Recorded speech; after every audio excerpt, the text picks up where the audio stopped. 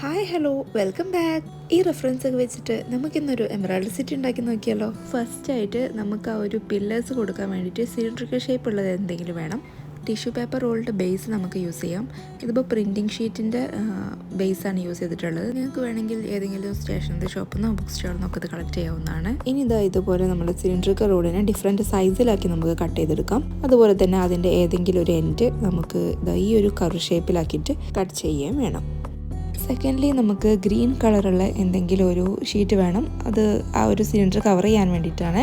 അപ്പോൾ ഞാനിവിടെ യൂസ് ചെയ്തത് ഫോം ഷീറ്റാണ്. അതിൻ്റെ വൺ സൈഡ് ഗ്ലിറ്റർ ആയതുകൊണ്ട് തന്നെ ഇച്ചിരി കൂടെ അട്രാക്റ്റീവ് ആയിരിക്കും. നിങ്ങൾക്ക് വേണമെങ്കിൽ നോർമൽ കളർ പേപ്പേഴ്സ് യൂസ് ചെയ്തിട്ടും ചെയ്യാവുന്നതാണ്. നെക്സ്റ്റ് നമുക്ക് എമറാൾഡ് സിറ്റിൻ്റെ ബേസ് കൊടുക്കാൻ വേണ്ടിയിട്ട് എന്തെങ്കിലും ഒരു കാർട്ടൂൺ ഷീറ്റോ കാർഡ്ബോർഡ് ഷീറ്റോ ഒക്കെ യൂസ് ചെയ്യാം. അപ്പോൾ ഇതിപ്പോൾ ഞാനൊരു ബേബി സെറ്റിൻ്റെ ബേസ് ആട്ടോ എടുത്തിട്ടുള്ളത്. ഇത് എടുത്തുകൊണ്ടുള്ളൊരു ഉപകാരം എന്താ വെച്ചാൽ ഇതിൻ്റെ എഡ്ജസ് ഒന്നും ഞാൻ കട്ട് ചെയ്ത് കളയുന്നില്ല.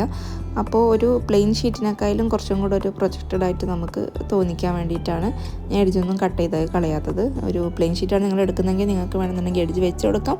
ഇനി അതല്ല പ്ലെയിൻ ഷീറ്റ് മതി എന്നുണ്ടെങ്കിൽ അങ്ങനെയും ചെയ്യാവുന്നതാണ്.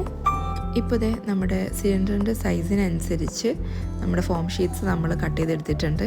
സിലിണ്ടറിൻ്റെ ഹൈറ്റിനനുസരിച്ച് ഹൈറ്റും അതുപോലെ തന്നെ അതിൻ്റെ മൊത്തം കവറേജിനനുസരിച്ചിട്ട് എത്ര വേണ്ടി വരുന്നു ജസ്റ്റ് ഒന്ന് നോക്കിയ ശേഷം ആ ഒരു വീതിയിലാണ് നമ്മൾ ഫോം ഷീറ്റ് കട്ട് ചെയ്തെടുത്തിട്ടുള്ളത്. ഇനി നമുക്ക് ഈ കട്ട് ചെയ്ത് വെച്ച ഫോം ഷീറ്റ് വെച്ചിട്ട് സിലിണ്ടർ കവർ ചെയ്തെടുക്കാം. ജസ്റ്റ് ഒന്ന് റോൾ ചെയ്യുക. അതുപോലെ തന്നെ അതിൻ്റെ എൻഡ് ഞാൻ ഗ്ലൂ ഗണ്ണ് വെച്ചിട്ട് ഒട്ടിച്ചെടുക്കുകയാണ് ചെയ്യുന്നത്.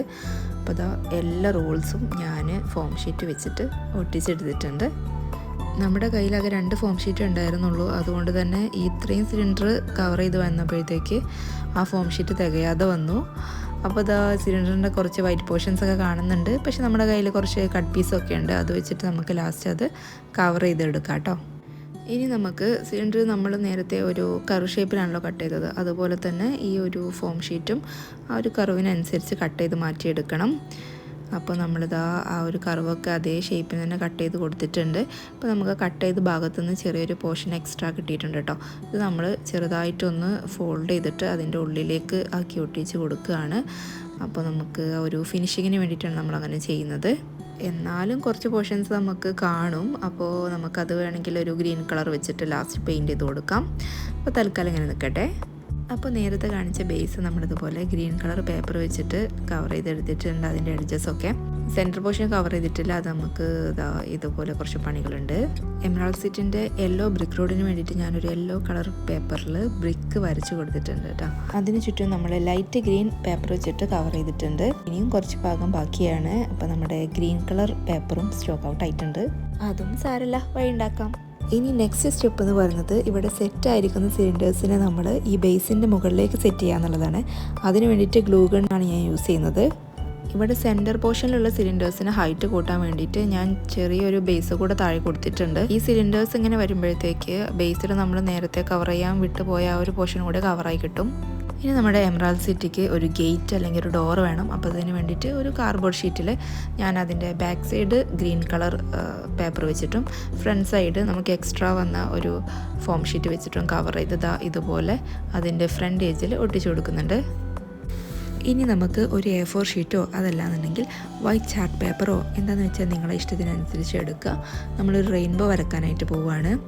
ഈ റെയിൻബോനെ നമ്മൾ ഒട്ടിക്കാൻ പോകുന്നത് സിലിണ്ടറിൻ്റെ ബാക്ക് സൈഡിലാണ്. അതുകൊണ്ട് തന്നെ അത്യാവശ്യം നല്ല കർവ് ഷേപ്പിലാണ് ഞാനിത് വരച്ചിട്ടുള്ളത്.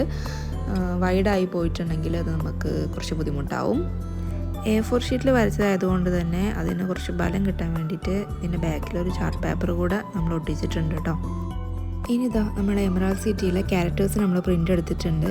അതൊക്കെ കട്ട് ചെയ്ത് അതേ ഷേപ്പിന് നമ്മൾ ഫോം ഷീറ്റിലേക്ക് ഒട്ടിച്ചിട്ടുണ്ട്, കുറച്ച് സ്റ്റിഫായിട്ട് നിൽക്കാൻ വേണ്ടിയിട്ടാണ്. ഇനി അവരെല്ലാം നമ്മൾ ഗ്ലൂ ഗണ്ണ് യൂസ് ചെയ്തിട്ട് ഈ ഒരു സിറ്റിൻ്റെ ബേസിലേക്ക് ഒട്ടിച്ച് കൊടുത്തിട്ടുണ്ട് കേട്ടോ. ഇതിപ്പോൾ ഇതിൻ്റെ ഒരു ബേസിക് സ്ട്രക്ചറാണ്. ഇനി നമുക്ക് ഇതിന് കൂടുതൽ ഭംഗിയാക്കാൻ വേണ്ടിയിട്ട് ഇതുപോലെ ഫ്ലവേഴ്സ് വെക്കാം. അതുപോലെ തന്നെ നമ്മുടെ ഗ്രീൻ പേപ്പർ കവർ ചെയ്ത ഭാഗത്ത് കുറച്ച് ഗ്രാസി ടൈപ്പ് എന്തെങ്കിലും വെച്ച് കൊടുക്കുകയാണെന്നുണ്ടെങ്കിൽ നമ്മുടെ എമറാൾഡ് സിറ്റി സെറ്റായി.